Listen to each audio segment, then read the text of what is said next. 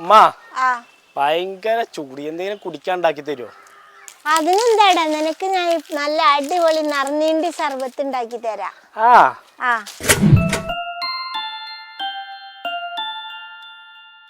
അതിനു വേണ്ടി ഞാനിവിടെ 1/2 ലിറ്റർ മിനിമം പാലാണ് എടുത്തിട്ടുള്ളത്. അത് നമുക്കിനി പൊട്ടിച്ച് ജാറിലേക്ക് ഒഴിച്ചു കൊടുക്കാം. ഇനി ഇത് മുറിച്ചിട്ട് അതിൻ്റെ ഒരറ്റ മുറിച്ചിട്ട്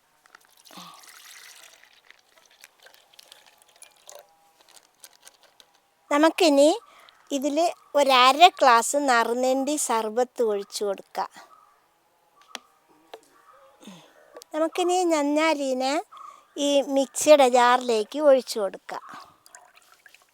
നമുക്കിനി 5 രൂപയുടെ ബൂസ്റ്റ് അതിൻ്റെ തല ചെത്തിയിട്ട് ഇതിലേക്ക് ഇട്ട് കൊടുക്കാം.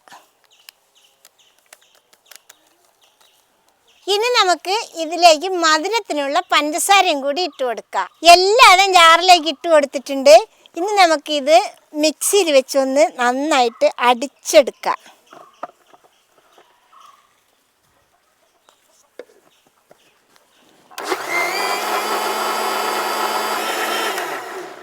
നമ്മുടെ നെറുനീണ്ടിയുടെ സർബത്തിന് ഇത്രയേ ഉള്ളു പണിയിട്ട മക്കളെ. ഇനി നമുക്കൊരു ഗ്ലാസ്സിൽ ഒരു 2 കഷ്ണം ഐസും